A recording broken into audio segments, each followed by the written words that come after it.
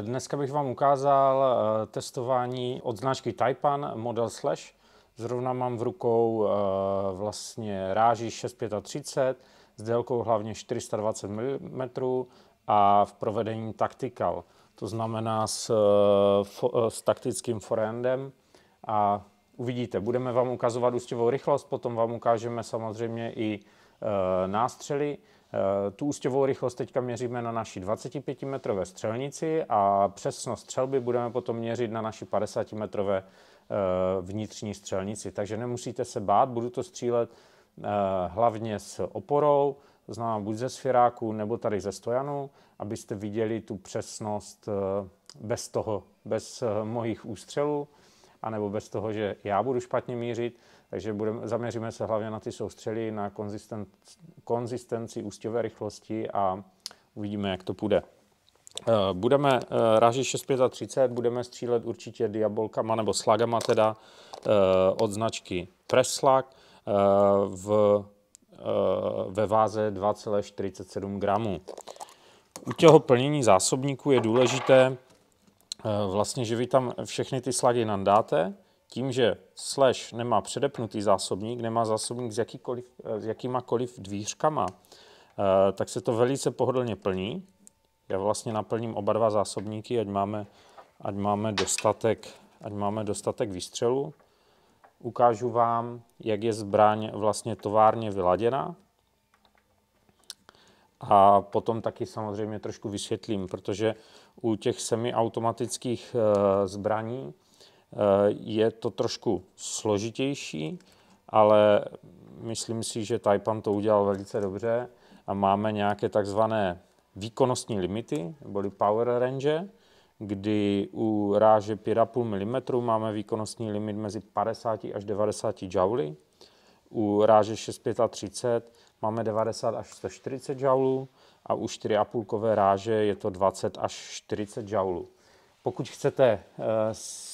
Pokud se budete pohybovat v této skupině výkonu nebo v tomto range, tak vlastně stačí pouze si ladit regulátor a to je všechno. Ten regulátor je tady zadní vlastně zakrytý jenom 2 šroubkami. Máte speciální tool v každém balení, můžete to jenom potočit a vlastně zjistíte, jak se vám zvedá nebo snižuje ústěvá rychlost. Pokud chcete víc, třeba u 5,5 víc než 90 joulů, potom bude na prodej takzvaný power kit, kdy musíte už v té dané zbrani vyměnit 4 díly, anebo po případě ta lepší varianta nechat si to u našich dealerů přímo oservisovat a zvednout ten výkon. Za mě je to už zbytečné, protože potom budete potřebovat extrémně těžké slagy a volili jsme ty výkonnostní limity tak, aby to bylo co nejvíc univerzální. Zásobníky už máme naplněné. V každém balení budete mít takový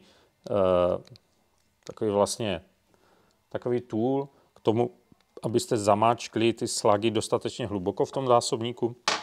To je jediné, na co si dávejte pozor, že ten slag by měl být, nebo ta diabolka, záleží, čím budete střílet, by měl být takového rozměru, aby nepropadával tím zásobníkem a zároveň, aby držel pod plastovou kuličkou, která je v tom zásobníku. To je ideální. Mělo by to být trošku hluboko zasazené, ať drží. Nebudou v těch zásobníkách určitě držet všechny typy slagů, všechny typy diabolek, opravdu si musíte vybrat ten vhodný typ. Tak, nakonec začneme zbraní v ráži 5,5, délku 550 mm a je to standardní verze. Nakonec jsme začali tady tímhle, protože zjistil jsem, že ta první zbraň ještě nebyla nastřelená, takže je lepší už si vzít prostě hotovou zbraň. Pojďme se teda podívat na hodnoty 5,5. Určitě doporučuji vždycky si uvědomit, že zbraň má 2 pojistky. Jedna je v přední části zbraně, která slouží k aretaci zásobníku, a druhá je vlastně v oblasti spouště, kterou znáte už z Veterán 2. Je to taková klasika. Láhev máme teďka nafouklou na 200 barů, potom si ji samozřejmě budeme dofoukávat, ukážu vám, kolik výstřelů plnohodnotných to dokáže na plné nafouknutí. Tak pojďme na to.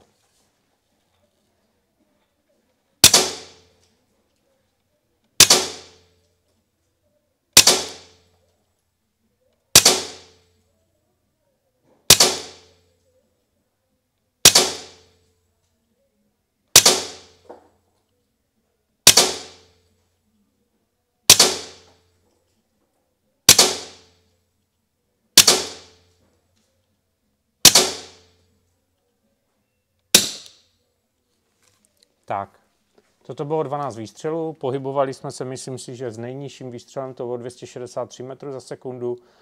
Po tom prvním výstřelu, který u zbraně, která je nastřelená, ale nestřílel se s ní třeba 14 dnů, tak je ten první vždycky trošinku vyšší, ale jinak jsme mezi 263 a 268 metrů za sekundu. Zkusíme druhý zásobník, myslím si, že už narazíme ale na tlak ve zbrani, koukneme se. Ještě by to mohlo stačit.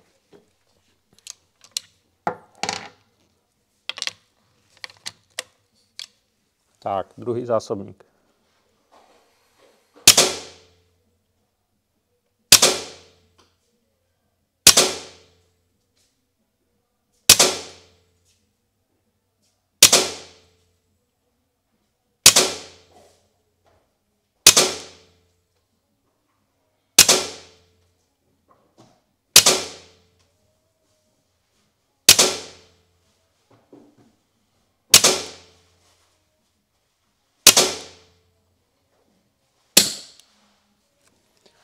Druhý zásobník byl 262 až 268.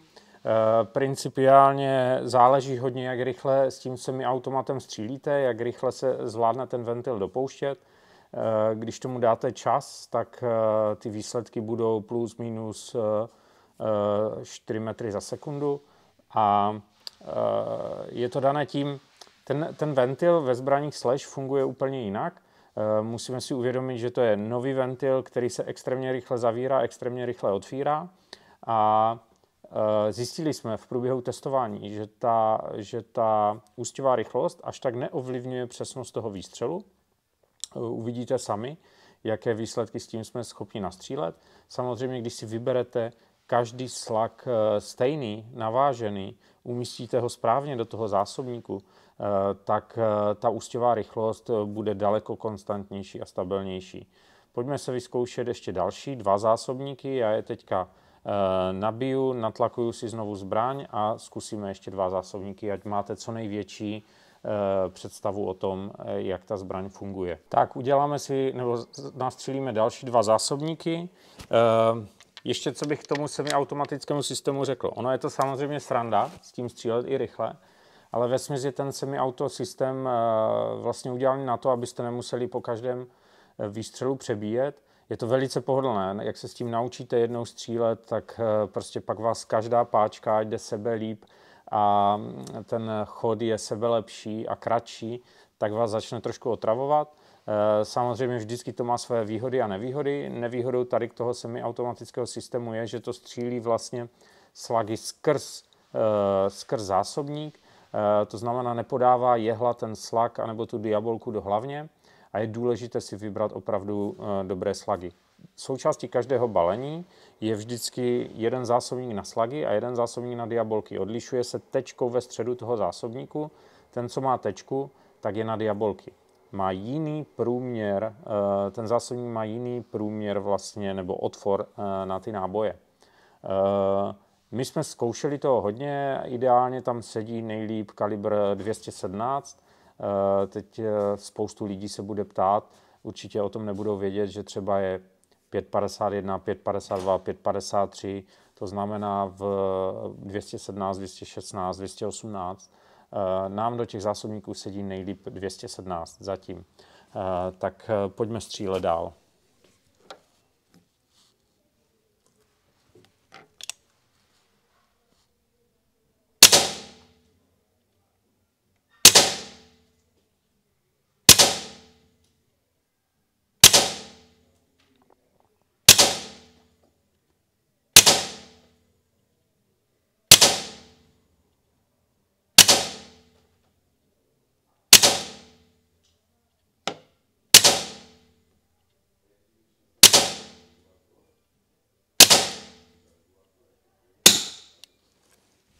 Tak jestli jsem to postřehl dobře, tak teďka to střílelo mezi 264 až 268, takže ta ústěvá rychlost je pořád stejná. Ten první výstřel zase, berme to tak, je to po natlakování zbraně. Ten první výstřel je vždycky trošku vyšší a potom už to je stabilní. Jdeme na další zásobník.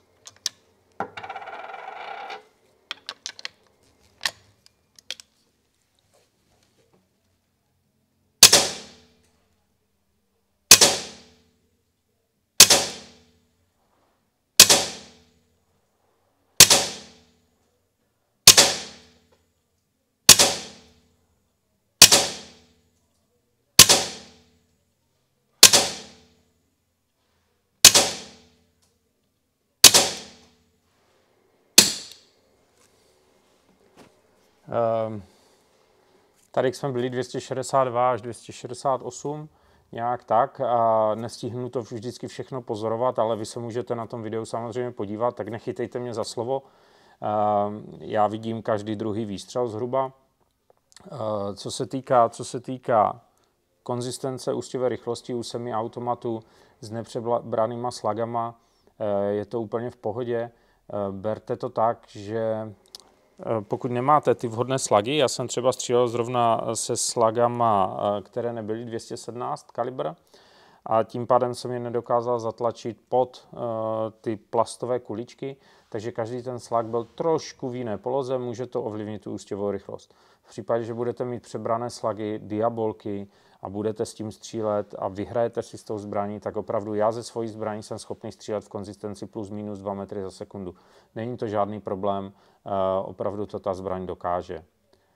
Potom si ukážeme ještě dále ve videu přesnost. Teďka zkusíme ještě i ostatní modely. Zkusíme si vzít kratší 5,5 a budeme takhle postupovat dál. Video bude trošku delší, ale doufám, že konečně jsme vyslyšeli vaše požadavky na to, ať natáčíme i videa se střelbou a že budete spokojeni. Takže dále si budeme střílet variantu slash 6,35 ráži a délka hlavně 420 mm. Je to jedna z těch mojich nejoblíbenějších ráží, nebo je to určitě moje nejoblíbenější ráže. A pojďme si zkusit, jak to bude vypadat. Vlastně láhev nebo kartuši jsme si naplnili na 240 barů, protože nemáme ve velké láhvi víc, což si myslím, že bude stačit zhruba na ten 1,5 zásobníku. Regulátor zde máme nastavený na 150 barů, takže výkon té zbraně plus minus 100 joulů. Bude nám to lítat mezi 270 až 280 metry za sekundu a používám střelivo preslag zatím. Vlastně jsou to slagy v gramáži 2,47 gramů, což je nějakých 38 grainů. Tak pojďme na to.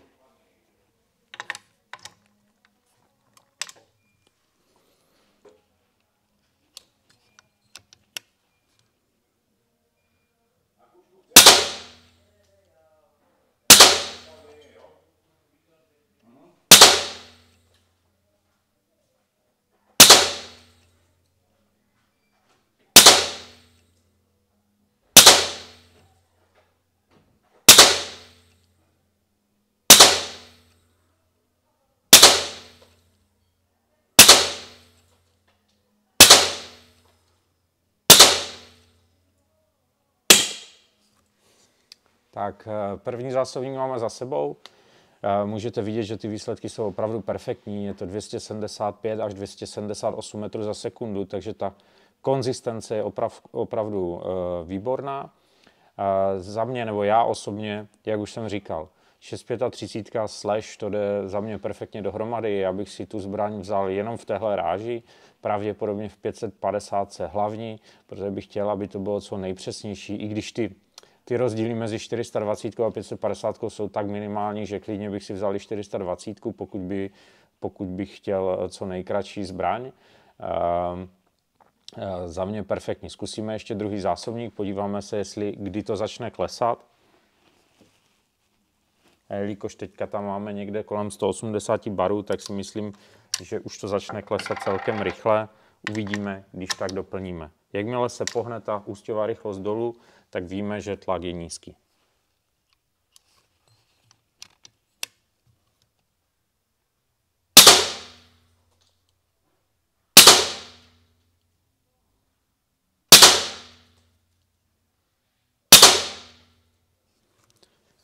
Tak, a při čtvrtém výstřelu, při čtvrtém nebo pátém, já jsem to nepočítal, už šel ta ústěvá rychlost dolů, což je jasné, že jsme narazili na nastavení regulátoru, kde to poznat, že tu máme kolem 150.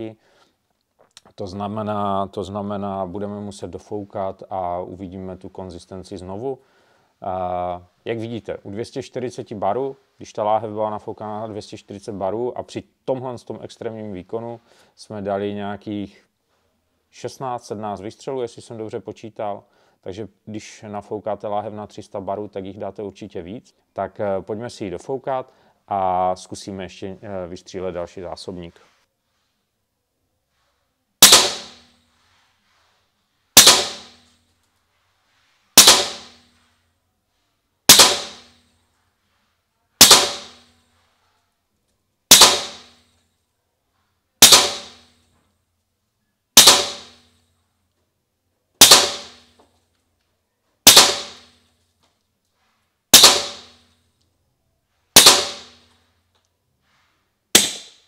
Teďka mám před sebou zase ráži 4,5, délka hlavně 420 mm.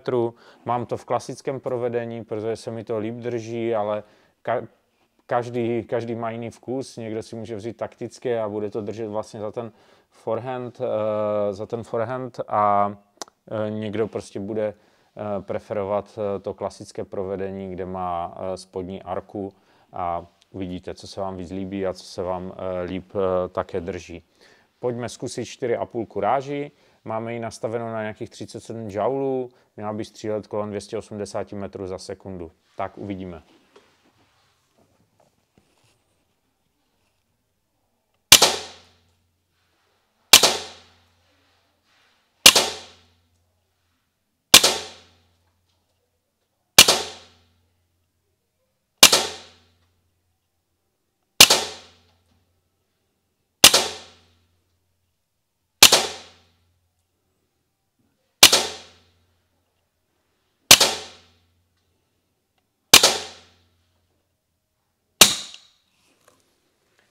Vidíte, konzistence ústěvové rychlosti úplně fantastická. Byli jsme mezi 279 a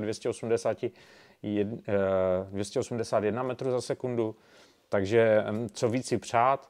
My střílíme knockoutama od JSBčka teďka v gramáži 0,87, takže při tom přepočtu je to někde kolem 37 joulů a regulátor je u této zbraně nastavený na 120 barů. Takže těch výstřelů tam opravdu bude hodně. Pro někoho, kdo chce na terčovou střelbu, opravdu na přesnost, taky to dává smysl. Nemusíte tam honit ty jouly a zároveň budete mít daleko větší kapacitu nebo množství výstřelů, což se mi zase líbí. Jak jsem říkal, moje preference je 6,35 ráže, ale vidíte, že i ta 4,5 střílí fantasticky. Uvidíme, jaká bude přesnost na 50 metrů. Teďka si měříme jenom ústěvou rychlost. Zkusme ještě jeden zásobník.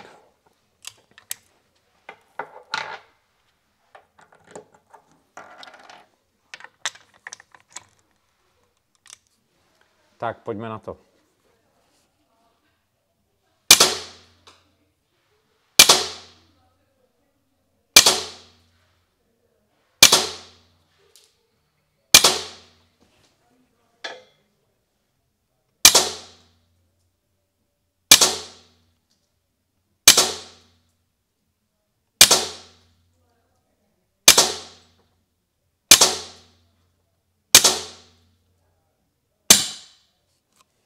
Tak, vidíte, že to opravdu tu konzistenci drží, takže pojďme se podívat na tu přesnost.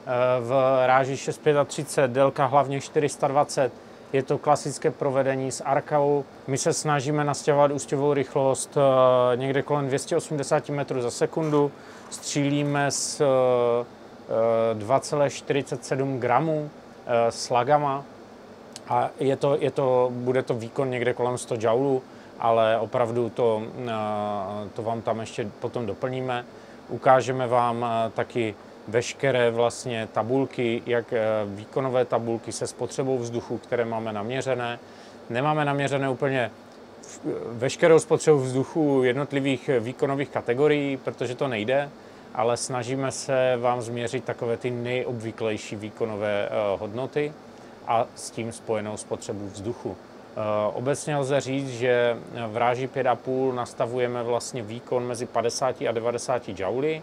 Většinou od nás to půjde kolem 70 joulů, ale 50 až 90 je prostě rozmezí, které můžete ovlivňovat pouhým nastavením nebo zvýšením tlaku anebo snížením tlaku na regulátoru. U ráže 6,35 to bude 90 až 140 joulů a u ráže 4,5 to bude 20 až 40 joulů. Říkám, tyto hodnoty se dají ovlivňovat pouhým nastavením tlaku na regulátoru, což je za mě úplně super, že tam máte takové velké rozmezí. Vůbec nenastavujete žádnou bicí pružinu, nic takového, co jste zvyklí u jiných zbraní. A pokud chcete ještě více u těch daných ráží, například až 200 joulů, tak potom si musíte zakoupit power kit a musí se vyměnit 4 součástky uvnitř zbraně, což vám ukážeme v následujícím technickém videu. Tak pojďme se podívat na přesnost střelby.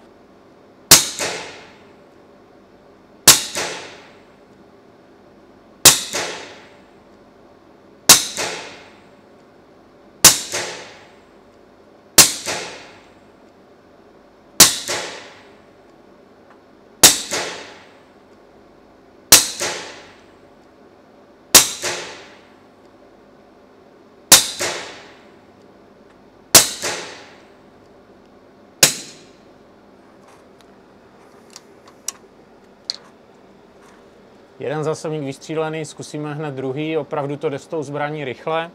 A samozřejmě není úplně ideální u těchto vysokovýkonných zbraní to chytat do sféráku, protože už tam máme zpětný ráz, už se ta zbraň vlní, ale myslím si, že i přesto nastřílíme kvalitní výsledky.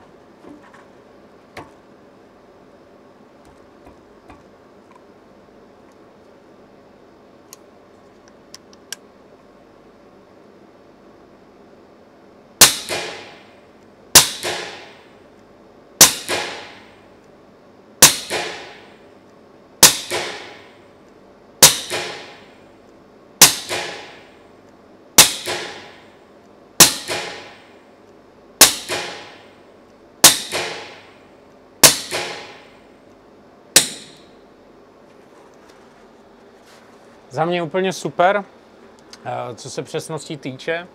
Musíme brát v potaz, že opravdu střílíme nepřebranýma slagama, to znamená nepřeváženýma, neskontrolovanýma. Vzali jsme prostě větší balení, tak jak to tu máme, ve větších boxech, většinou od firmy JSB nebo od firmy Preslak a s tím se snažíme střílet.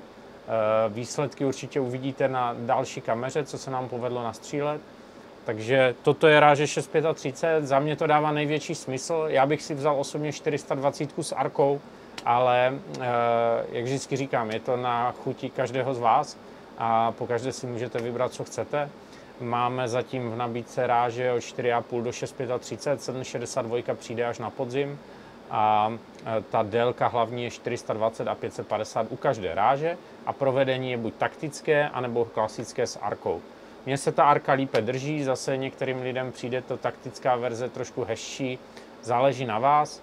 Možná slyšíte, že i ten hluk z té zbraně je nízký, protože je tam opravdu dlouhý tlumič, který vlastně zabezpečí to, že ten při výkonu nad 100 joulů tady střílíme úplně v klidu a ještě bychom se u toho mohli bavit. Takže je to super a jdeme teďka střílet s dalšími rážemi. Tak, teď jsme si vzali variantu v ráži 5,5 mm, v délce 550 mm a zase většinou to nastavujeme v ústivé rychlosti kolem 280 metrů za sekundu. Střílíme se slagy, zkusíme střílet i s diabolkami, takže uvidíte nějakou přesnost, kterou ten slash dokáže.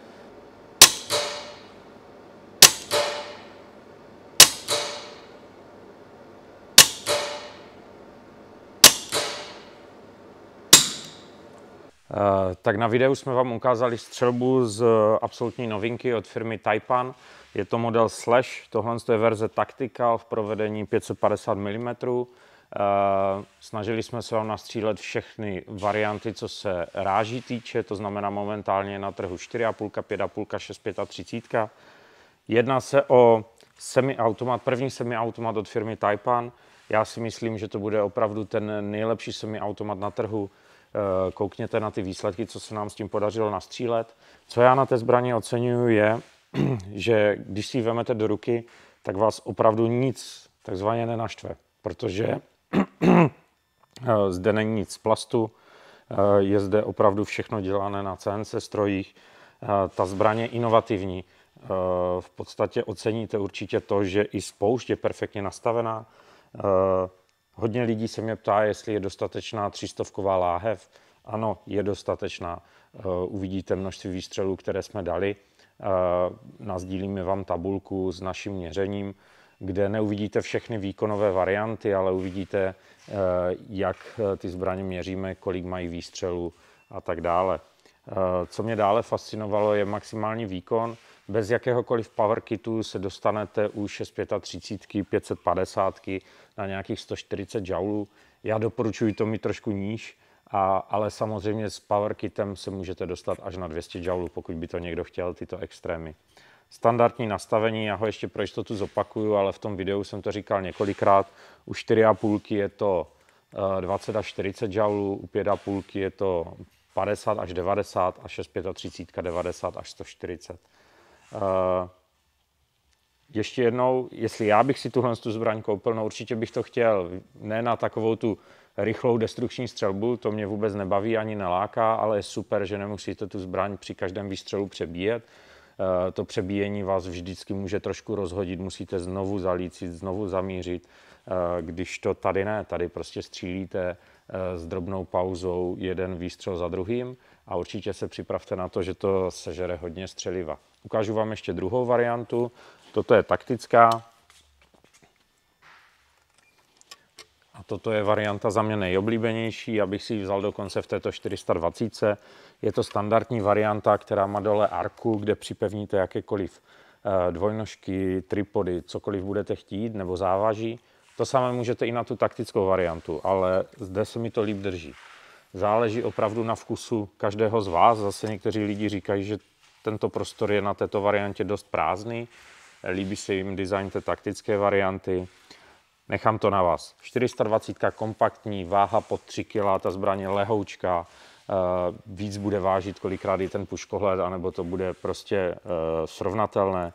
A poslední věc, kterou bych ještě zdůraznil, je dvojitá pojistka.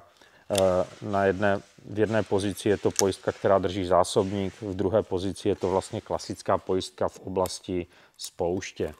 Takže za mě určitě palec nahoru. Budeme točit i další videa, abyste viděli i třeba v přírodě, ale myslím si, že v brzké době vznikne spoustu videí i ve světě na téma Taipan Slash, tak stačí jenom sledovat YouTube a myslím, že za chvilku uvidíte testování reálných zákazníků, reálných střelců, protože se ta zbraň dostává k dealerům a již brzo bude i na e-shopu ballistas.cz a na jeho jazykových mutacích.